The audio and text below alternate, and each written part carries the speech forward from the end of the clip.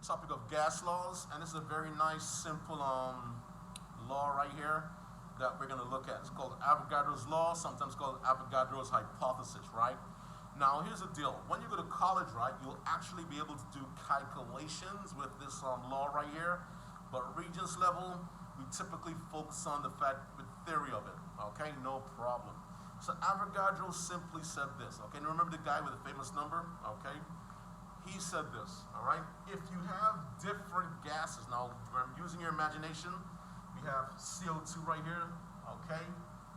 Okay, we have oxygen gas right here, and we have methane, CH4 over there. So we have different gases, right? But the thing is, if you have them under the same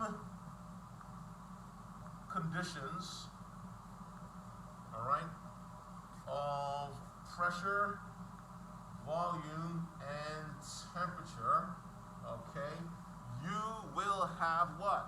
These gases will have they will have the same, okay, very important, number of molecules.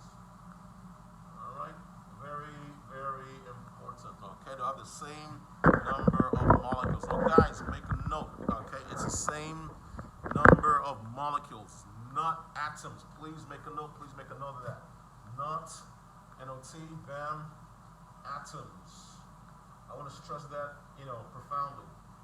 Now the thing is, right, they're kind of sort of limited in the way they can ask you questions about this, all right?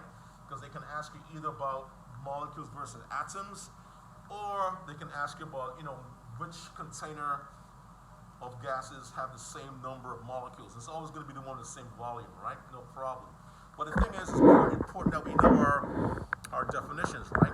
So once again, Avogadro's law, okay, get this guy to work here, there we go.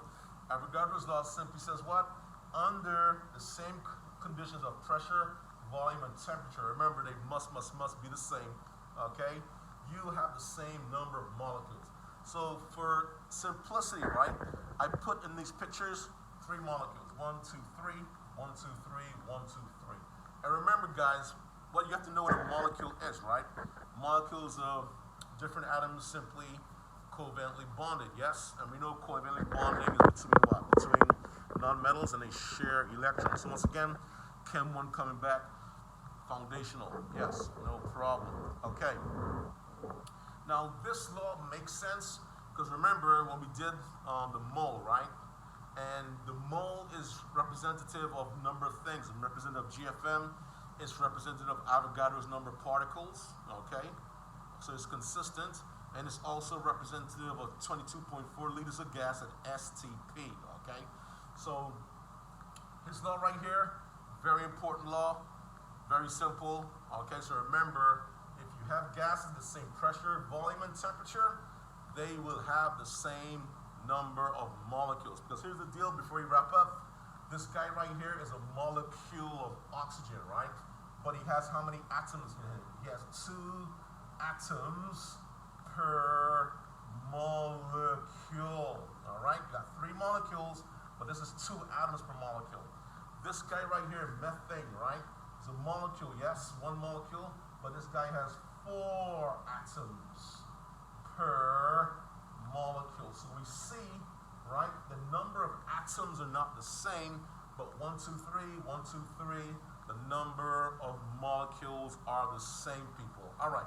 So as always, guys, hard work with sacrifice equals success. Study hard, do well. We're winding down with gas laws, no problem. Simple law, Avogadro's law, Avogadro's hypothesis, no problem. Take care.